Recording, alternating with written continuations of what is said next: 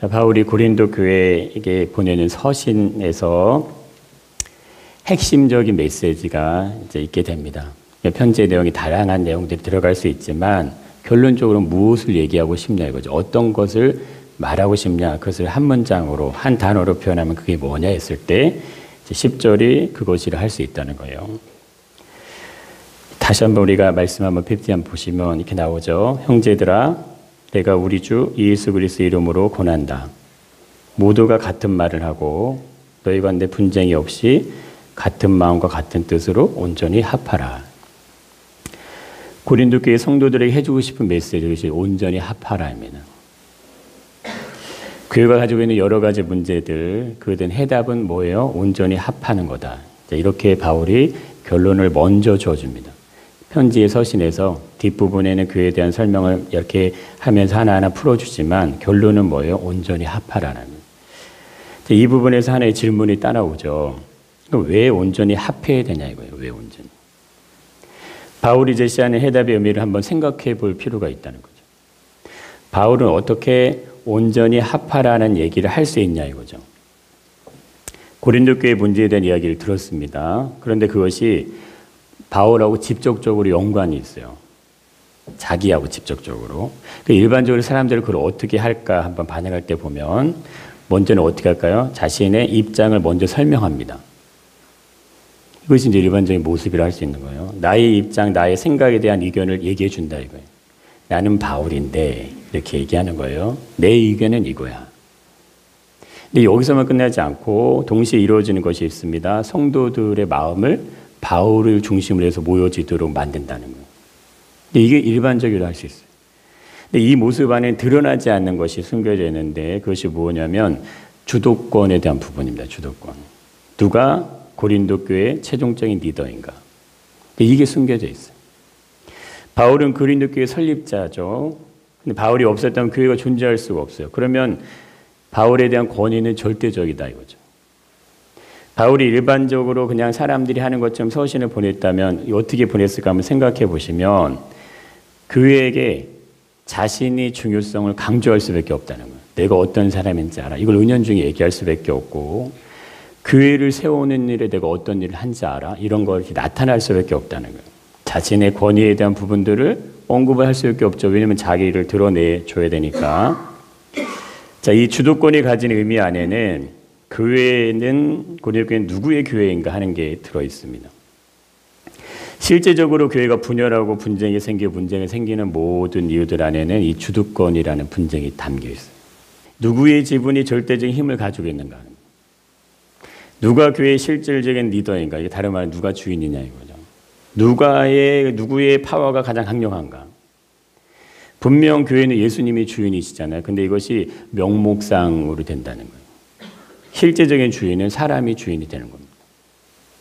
그러니까 교회 안에서 파벌이 생기고 분쟁이 생기고 분열이 생겨나는 모든 이유는 결국에는 누가 교회의 진짜 주인인가에 대한 힘의 싸움에서 생겨난다는 거예요. 결론은 어떻게 나게 될까요?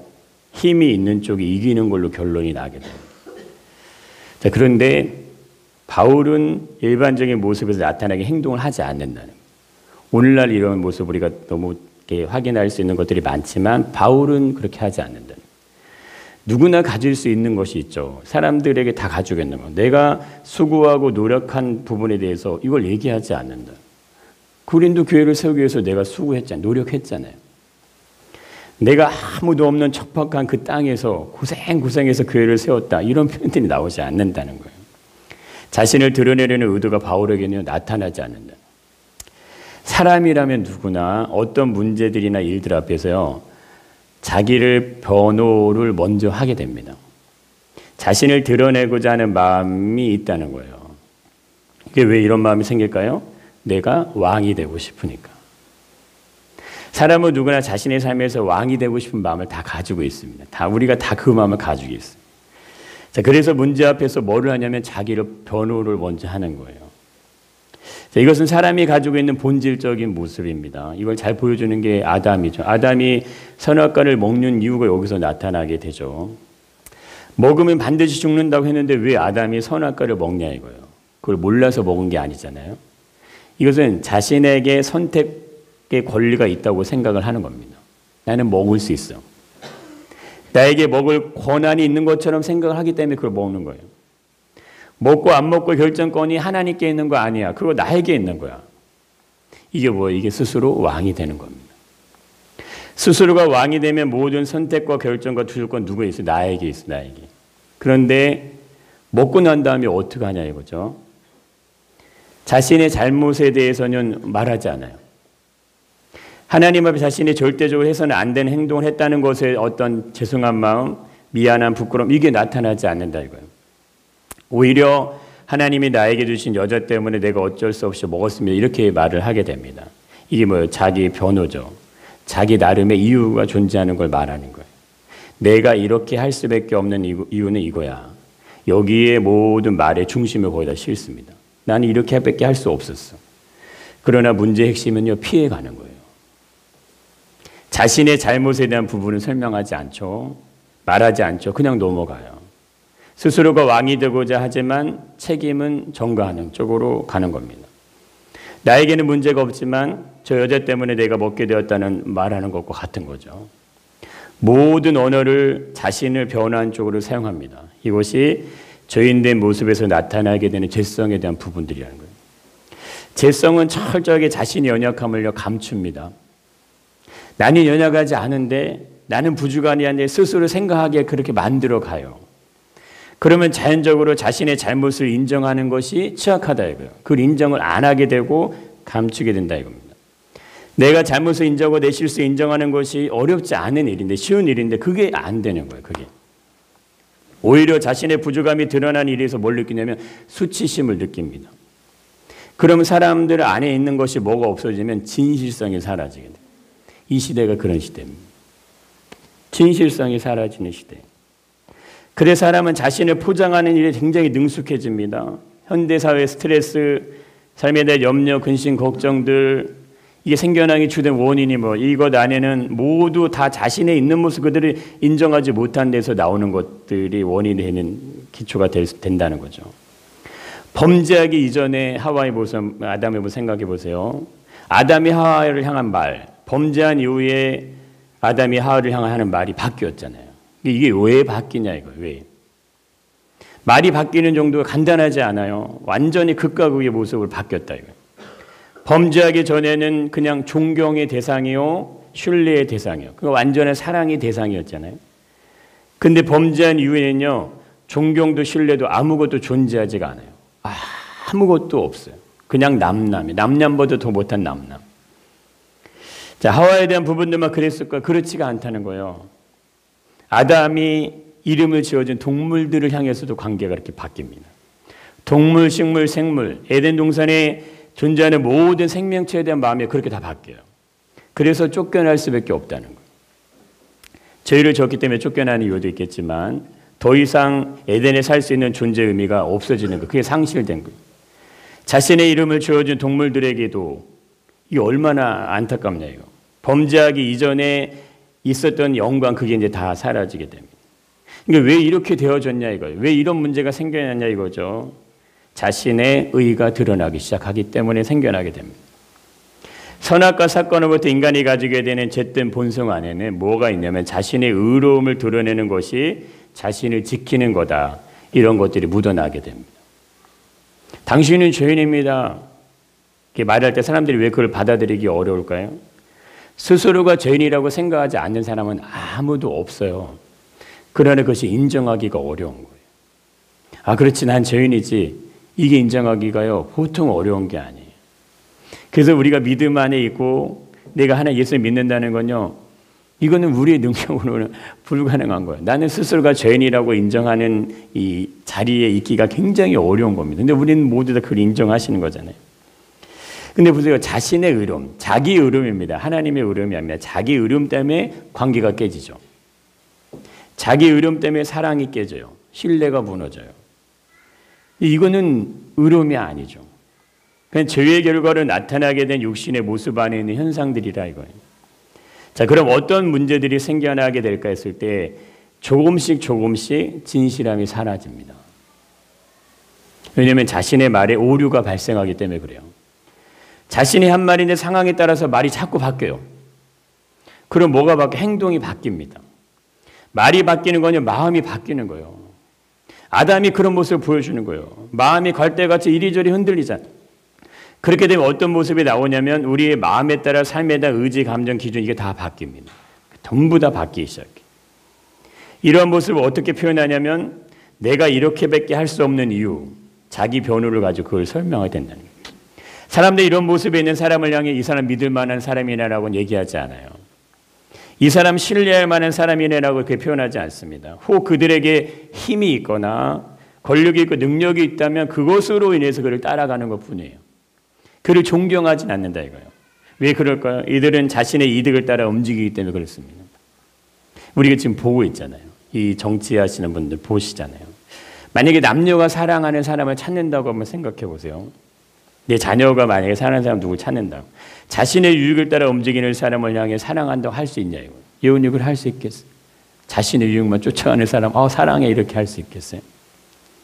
누구도 그런 사람을 원하지 않는다 이거예요. 왜냐하면 거기 진실이 없어요.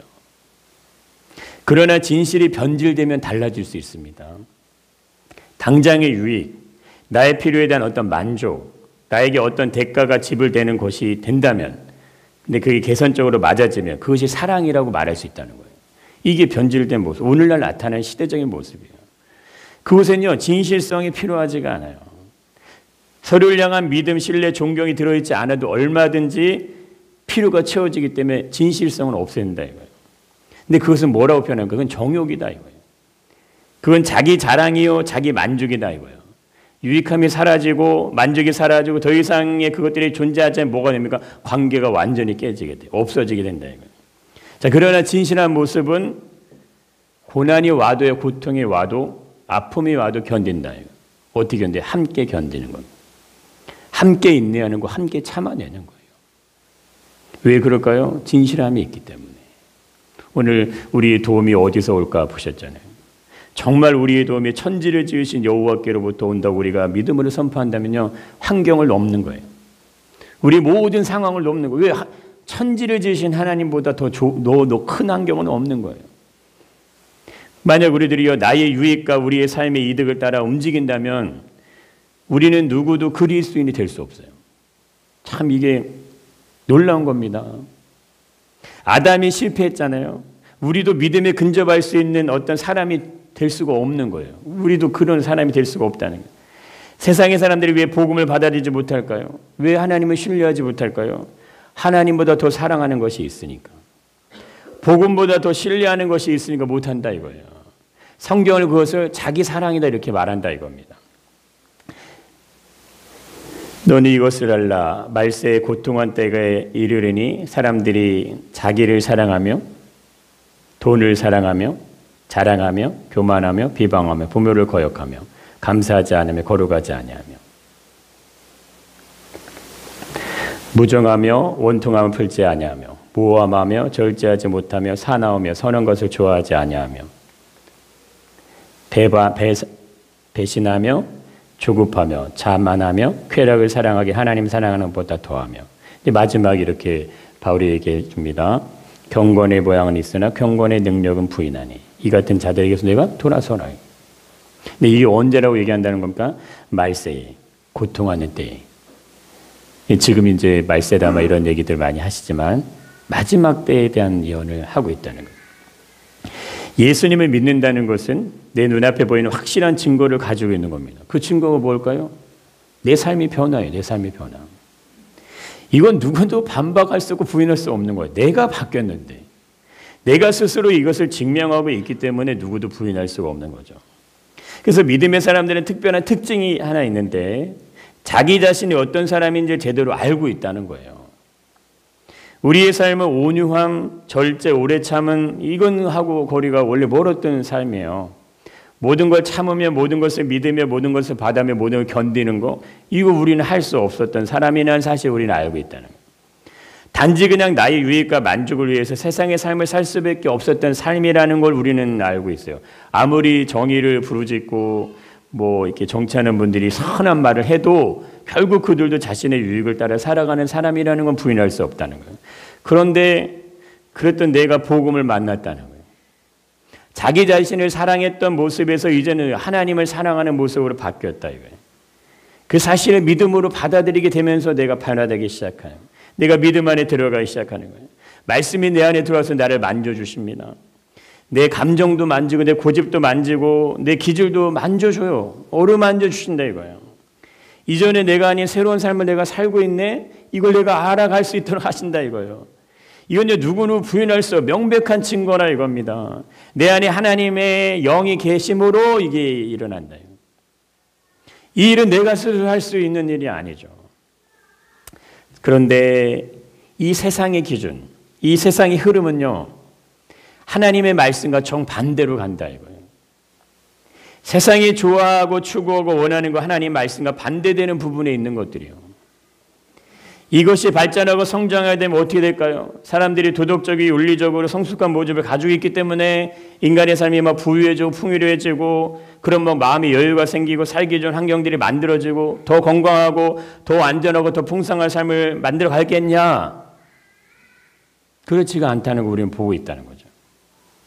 이전에 생각하지 않았던 문제들이 정상적으로 마치 이건 맞는 거야 이런 것들이 막 생겨나잖아요. 그게 동성애잖아요. 이것을 법으로 지정하는 게 그것이 차별금지법이잖아요.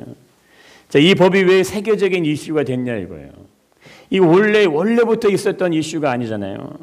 근데 선진국이라 할 수 있는 나라들이, 그것도 특별히 기독교 국가라 할 수 있는 나라들이 왜 이 법을 찬성하냐 이거, 이걸 왜 다 통과시키냐 이거예요. 이 법이 통과되면 생겨나는 모든 일의 결과는 어떻게 연결될까요? 하나님이 없는 세상의 기준을 만듭니다. 특이한 것은요, 잘 살고 부유한 나라들이 이게 만연하다 이거예요. 힘들고 어려운 빈곤한 국가들에서 나타나는 현상이 아니고 잘 사는 나라들에서 나타난다. 인권이라는 명목을 가지고 동성을 합법화합니다. 근데 이거는 예견된 현상이다 이거죠. 왜 그럴까요? 교회가 교회의 사명을 감당하지 못하게 되면 하나님의 말씀의 권위가 상실되어 버렸기 때문에 그렇습니다. 잘 살아짐으로 인해서 그들은 하나님의 말씀의 권위를 상실하기 시작했습니다.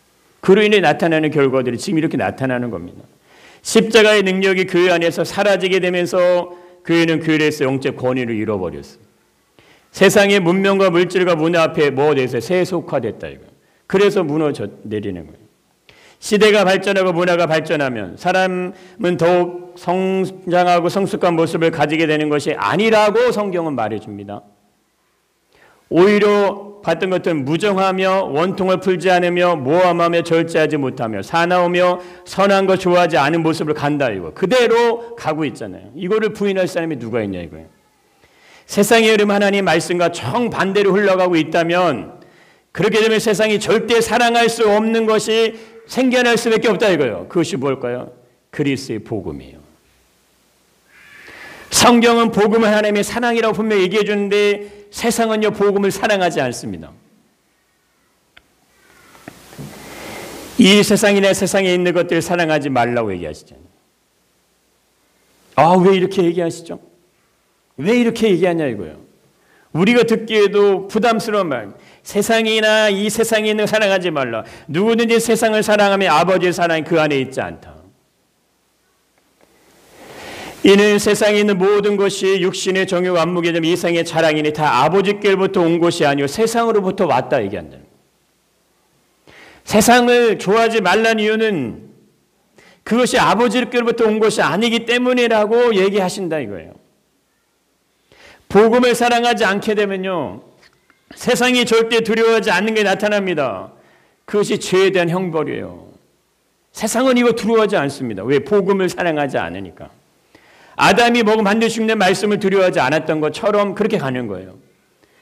사람들은 아담의 후예들은 이 죄에 대한 형벌에 대한 두려움을 갖지 않습니다. 오히려 세상은 반대로 흘러가는 거예요. 하나님의 말씀을 그냥 더욱 멸시하죠. 조롱합니다. 핍박합니다. 그것을 정확하게 보여준 현장이 십자가의 현장이에요. 십자가의 죽음.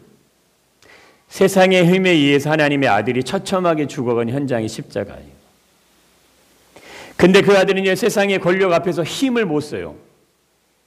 어떤 것도 나타나지 않아요. 마치 그냥 무능력한 한 죄인이요. 마땅히 죽어야 되는 죄인이 죽는 것처럼 아무 능력이 나타나지 않는다 이거예요. 그로 인해서 멸시와 조롱이 당연한 것이 되어버립니다. 그것이 예수님이 죽은 십자가 현장이에요.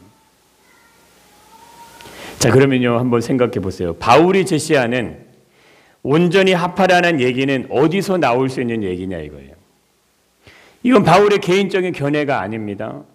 인생을 살아보니까 이런 문제들 앞에서 이렇게 해야 돼 하는 어떤 조언이 아니라는 거예요. 조직을 관리하는 리더 입장에 성공적인 성과를 만들기 위한 표현 코멘트도 아니에요. 개인의 견해도 아니에요. 삶에 대한 지혜도 아니에요. 성공과 성장을 이루기 위한 코멘트도 아니면 이게 무엇이냐 이거죠. 바울은 일반적인 사람들이 행하는 모습을 말하지 않아요. 고린도 교회를 향한 자신의 교회의 주도권을 가진 사람처럼 말하지 않는다 이거예요. 자신의 의로움을 통하여 교회가 바울의 이름으로 결속되도록 하지 않는다 이거죠. 내가 왜 이런 말을 하는지 상대를 설득하고 자기 편으로 만들려고 하지 않습니다. 이게 굉장히 중요합니다. 보이지 않는 많은 부분의 교회가 이 어려움의 안에 들어가 있어요. 이 정도만 해도요, 굉장히 훌륭한 건데 이걸 근데 바울은 넘어서서 이거를 넘어선다는, 그가 말하는 것은 오직 십자가의 복음이에요. 우리가 믿음의 자리에 있을 수 있는 이유, 그건 십자가의 복음 때문이다. 이거 얘기하는 거예요. 세상의 힘과 권력에 의해서 처참하게 죽어왔던 그 예수 때문에 우리가 믿음의 자리에 있다. 이 땅에 복음이 없이 세워질 수 있는 교회가 없습니다. 복음이 없이는 구원이 생겨날 수가 없어요. 복음이 없이는 내가 죄인이라는 사실이 증명되지 않아요. 복음이 없이는 제사함의 사건이 일어나지 않는다는 겁니다. 복음이 없이는 하나님 만날 수 있는 방법이 없어요. 하나님의 대나가 될 수 있는 길도 생겨나지 않습니다. 그리스도의 죽음이 없다면 우리가 어떻게 구원의 자리에 있을 수 있냐 이거죠. 제사함의 자리로 옮겨질 수 있냐 이거죠. 만약 우리들이 복음을 인해 제사함을 받은 성도라면 하나님의 뜻이 내 삶의 가장 최우선 자리에 있으셔야 됩니다. 그게 성도의 삶이에요. 본문이 이걸 얘기하는 겁니다. 고린도 교회에 향한 바울의 메시지가 이거예요. 주님의 뜻을 이루어가는 것이 교회의 목적이다. 그게 성도의 존재 이유라 이거예요. 모두가 같은 말을 말하라고 합니다. 무엇이 같은 말이냐 이거예요. 무엇이. 각자의 생각이 필요 없다는 얘기인가? 각자의 의견이 중요하지 않다는 얘기인가? 이게 아니라는 거예요. 모두가 같은 말을 하라는 건 누구의 말을 하라는 겁니까? 그리스도의 말을 하라는 거예요. 복음에 합당한 말을 하라는 거예요. 성경이 우리에게 말씀하시는 기준이 우리의 삶의 가치가 되게 하라는 겁니다. 세상의 흐름이 어떻게 흘러가든, 세상의 모습이 어떻게 변해가든, 성경과 관계없는 모습 세상 사람들이 살아간다 할지라도 너희는 복음에 증인된 삶의 모습으로 살아가라 이거예요. 십자가에 합당한 하나님의 자녀가 된 삶의 모습으로 살아가라고 그걸 얘기해 주는 거예요. 왜 그렇게 살아야 될까요? 우리는 세상에 속한 자가 아니니까. 세상에 속한 자라면 세상의 말을 하십시오. 뒤에서 하는 말은 누구도 들을 수가 없어요. 은밀한 곳에 하는 말은 누구도 알 수가 없어요. 그러나 그 말이 세상에 속한 자의 말인지 복음에 속한 자의 말인지는 스스로 그것을 증명하게 되는 거예요. 하나님께 속한 자가 세상에 속한 자처럼 살아가면 그리스도의 삶에서는 아무런 능력이 나타나지 않습니다. 이거 중요한 겁니다. 그리스도의 능력이요. 나타나는 듯 보여요. 발휘되는 듯 보여요. 그러나 그건 그리스도의 능력이 아니에요. 결국에는 자기 영광이 도취되는 걸로 끝나게 되면 모든 사람은 다 그 끝나서 왜 그리스도를 빙자한 것뿐이 안 된다 이건. 하나님의 영광을 가지고 자기 자신의 이득을 취한 것밖에 안 된다 이겁니다. 유럽의 기독교 국가들이 왜 무너졌냐 이거예요. 미국의 교회들이 왜 무너졌냐 이거예요. 왜 이런 시대가 왔냐 이겁니다. 강력한 기독교의 문화 안에 어떤 기독교의 가치관 안에 세워진 국가들이 왜 무너졌냐 이거예요. 그럼 대한민국은, 우리의 믿음은, 우리의 자녀들이 살아갈 앞으로의 세상은 안전하냐 이거죠. 그냥 우리가 교회 와서 예배만 드리면 우리 삶이 지켜지냐 이겁니다. 절대 그것이 아니라 이거예요. 우리는 세상의 가치 기준을 가지고 살아가는 사람이 아닙니다. 이것이 분명하셔야 돼요. 어떤 어려움이 있고 어떤 상황이 있다고 하더라도 성경의 기준이 우리의 기준인 거예요. 하나님의 말씀이 내 삶의 기준입니다. 그것이 내 인생의 기준이 되셔야 돼요. 내 삶이 평탄해도 평안해도 그리스도의 십자가의 복음을 잃으면 그 사람은 영의 사람이 아니에요. 세상이 어떤 모습을 흘러가든 우리는 세상의 가치관의 기준을 넘어선다 이거예요. 넘어서라 이거예요. 어떻게 마음을 같이 합니까? 어떻게 같은 말을 합니까? 어떻게 마음을 합하여 온전히 합하게 되냐 이거죠. 같은 말을 하고 같은 뜻으로 온전히 합하는 것을 어떻게 이룰 수 있냐 이거예요. 이건 사람이 할 수 없는 일입니다. 그래서 이것이 결론이 된다 이거예요. 단순해 보일 수도 있어요. 그냥 같이 마음을 합하면 되지. 소수의 사람이면 가능할 수 있죠. 다수의 사람이면 어떻게 가능하냐 이거예요. 한 교회 수많은 사람들이 모여있는 그 지경 안에 어떻게 같은 말을 하고 같은 마음과 같은 뜻으로 합하냐 이거죠. 그래서 이것을 보여주는 분이 계시다 이겁니다. 예수님이 이 모습을 보여주시죠. 십자가를 지시기 전 겟세마네 동산에서 예수님이 기도하십니다. 한번 같이 읽어보겠습니다. 내 아버지여, 만일 할만하시거든 이 잔을 내게서 지나가게 하옵소서. 그러나 나의 원대로 마옵시고 아버지 원대로 하옵소서. 아버지는 아들의 마음을 알아요. 아들도 아버지의 마음을 안다. 아들의 강렬한 간곡한 부탁은 아버지의 마음을요 아프게 하죠. 아들이 원하는 바는 이 잔이 내게서 지나가는 거예요. 아들은 그걸 원해요. 그 아들이 원하는 바, 사랑하는 나의 아들이 간곡한 소원과 어떤 부탁을 외면하는 거 이게 절대적으로 쉽지가 않죠. 자, 그러나 아들은 또다시 기도하죠. 나의 원대로 마옵시고 아버지 원대로 하옵소서. 그러면 이것이 우리의 신앙이라는 거예요. 이것이 그리스도의 십자가 복음의 신앙입니다. 우리 신앙생활의 중심에 뭐가 있냐 이거예요. 내가 이만큼 수고하고 내가 열심을 가지고 이런 자랑이 머물러 있냐 이거예요. 다른 사람이 하지 못한 일을 하고 있는 열심이 우리의 중심에 있냐 이거죠. 우리 신앙생활의 중심에는 예수의 심장이 뛰고 있습니다. 육신의 생명도 심장이 멈추면요 죽음이 찾아오는 것처럼 영적인 생명도 예수님의 심장이 멈추면 우리는 영의 삶을 살 수가 없다 이거예요. 영의 삶은 우리 노력으로 되어지는 거 아닙니다. 내 안에 하나님의 영이 계셔야지만 가능한 거예요. 만약 우리들이 영의 삶을 살지 않는다면 어떻게 되냐 이거예요. 어떤 삶을 살아갈까 하는 거죠. 결국엔 육신의 삶을 사시게 된다 이겁니다. 영의 사람에게 육신의 삶이 왜 문제가 될까요? 육신의 삶은요 모든 주도권을 내가 주는 거예요. 내 환경과 상황에 대한 기준들이 다 나에게서 나옵니다. 근데 그걸요 그냥 합리화시키는 거예요. 내가 이럴 수밖에 없는 이유들을 가지고 그냥 얘기하는 거라 이겁니다. 아담이 선악과에 대한 주도권이 자식에 있는 것처럼 생각할 때 죽는다는 말을 들어와도 그걸 먹잖아요. 그런데 다른 핑계만 대잖아요. 하나님의 존재를 분명히 우리는 다 알고 있어요. 이 세상 사람들은 하나님의 존재의 모습을 알고 있어요. 그러나 행동은 아담의 모습처럼 한다 이거죠. 육신의 삶에서 가장 중요한 것은 그것은 내 생각이에요. 내가 결정자니까. 내 판단, 내 결정, 내 감정이 제일 중요한 자리로 갑니다. 단지 그것이 마치 하나님의 뜻인 것처럼 얘기하는 것뿐이에요. 아니면 내 상황에서 어쩔 수 없는 선택인 것처럼 그렇게 되어버린다 이거예요. 근데 영의 삶은요 그런 삶이 아니라 이거예요. 영의 삶은 주체가 내가 아닙니다. 하나님의 영의 인도함을 받는 거예요.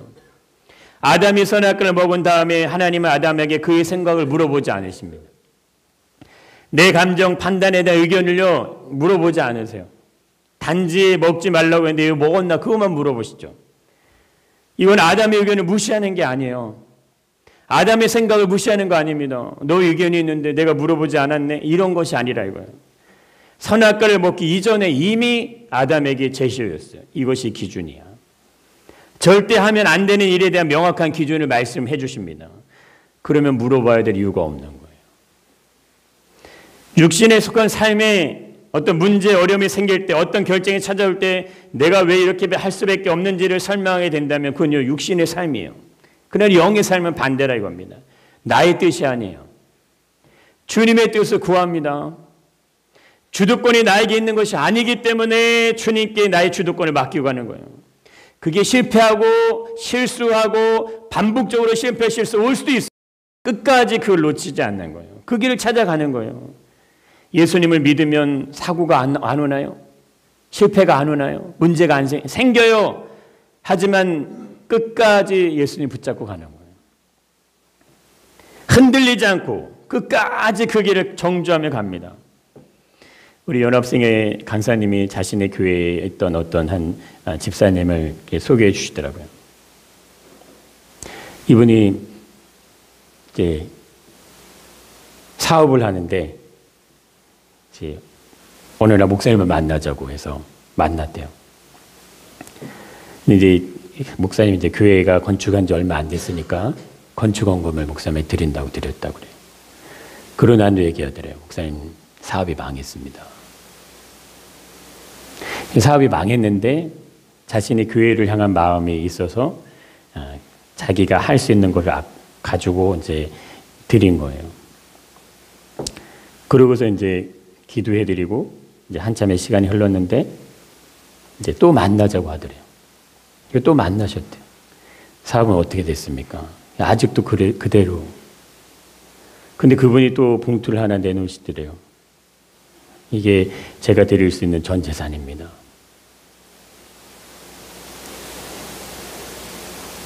눈물을 서로 다 눈물로 기도하고 이렇게 헤어졌대요. 그리고 그분이 그 목사님이 그 봉투에다가 날짜하고 그걸 정확하게 써놓으셨더라고요. 사진을 다 찍어 놓으셨더라고요. 자기가 생각할 때는 이분은 분명히 하나님이 책임지신다. 나중에 내가 이분을 향한 간증이 어느 날은 하게 될 때가 오겠다 하고 써놓으셨대요. 근데 놀라운 일이 생겼어요. 자신은 적어도 몇십 년 후, 5년이나 10년 후에 그런 일이 일어날 거라고 생각했는데 목사님 우리 이렇게 뭐라고 할까요? 중공 예배를 드려주세요. 이렇게 얘기를 했다는 거예요. 아니 사업이 망했다는데 무슨 중공을 했습니까? 근데 가봤는데 그 화성이죠.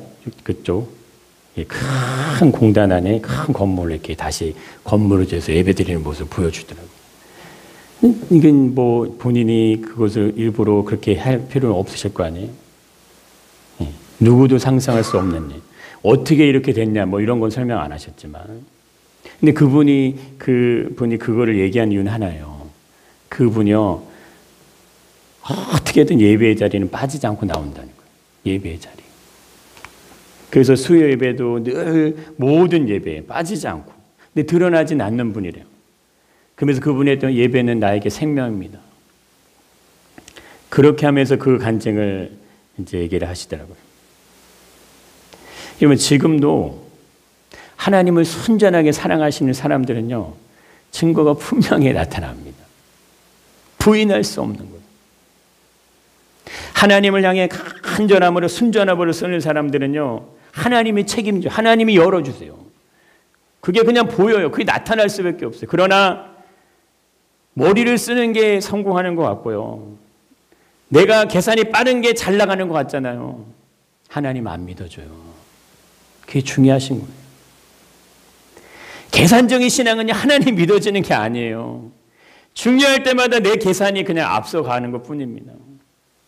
이 자리에 계신 게 그래서 굉장한 축복인 거예요. 내가 이 자리에 있다고 생각하실 수도 있지만 그게 아닙니다. 여러분 하나님 앞에서 순전함을 쓴다는 건요 연단이 없이는 되는 게 아니에요.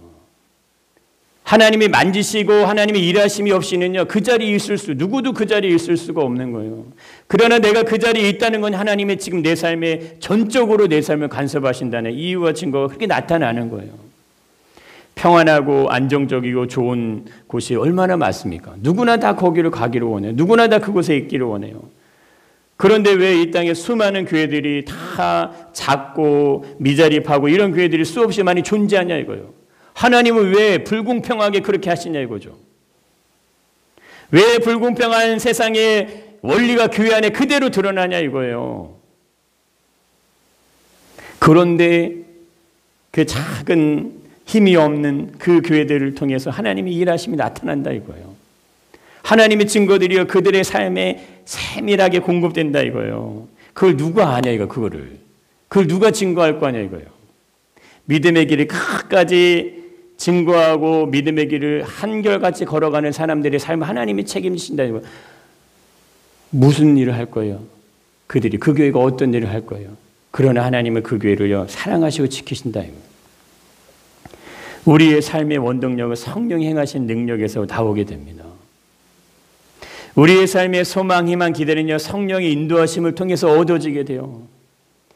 나의 능력이 부족하고 나의 실력이 부족해도 그래도 세상의 삶에서 평안하고 자유하고 행복하고 기쁘고 할 수 있는 이유는요 내가 가지고 있는 실력과 능력 때문이 아니에요.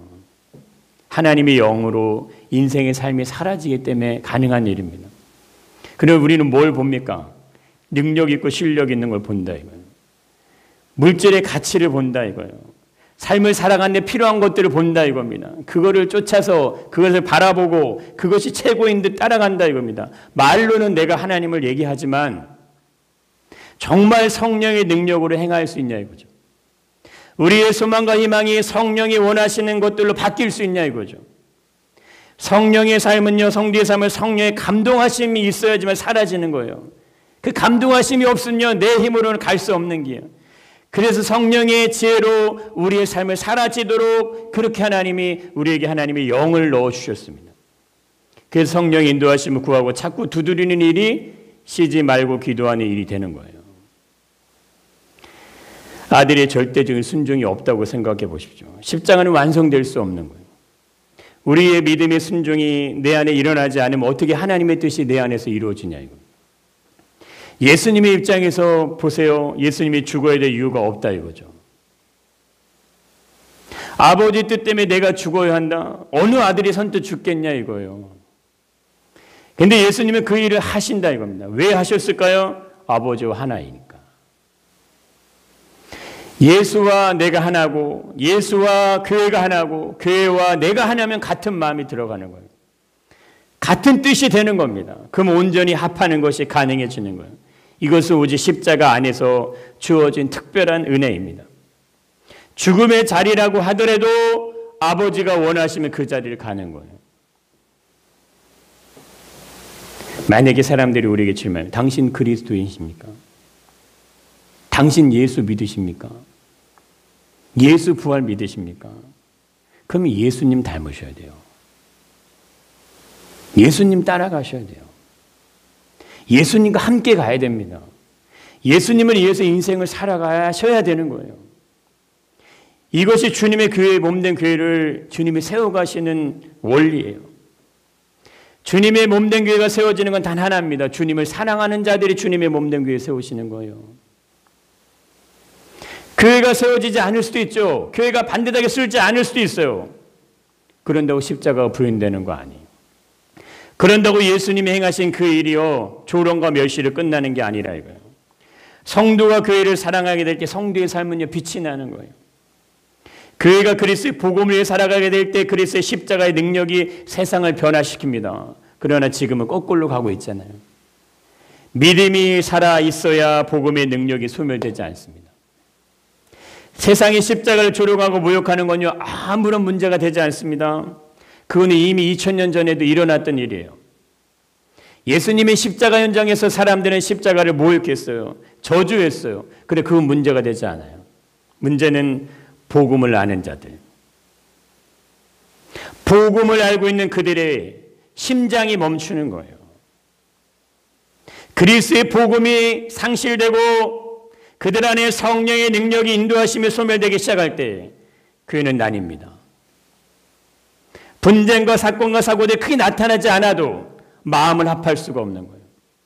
한 마음을 이룰 수가 없는 거예요. 예수님이 계신데 왜 한 마음을 이룰 수가 없습니까? 성령이 우리를 인도하시는데 왜 한 마음을 이룰 수가 없냐 이거예요. 그것이 뭡니까? 우리 안에 복음의 능력이 상실되면, 세상의 가치대로 우리가 살아가게 되면 우리 안에 십자가의 복음이요 능력을 잃어버리게 된다 이겁니다. 교회 안에는 예수님의 심장이 살아있어야 돼요. 성령의 인도하시며 우리의 삶에 충만하게 임재하셔야 됩니다. 믿음의 성도들에게 강력한 힘은 예수님과의 온전한 연합이에요. 그것이 생겨날 때만 우리는 예수님을 따라갈 수 있습니다. 우리의 삶의 절대적인 기준, 그건 하나님의 말씀이에요. 세상은 하나님 말씀과 상관없이 다 흘러간다 할지라도 하나님의 뜻과 계획대로 세상은 돌아가게 되어 있습니다. 예수의 십자가가 조롱과 멸시를 당하더라도 그 죽음을 통해서 부활이 일어나는 거예요. 영원한 생명의 부활을 따라가시기를 축복합니다.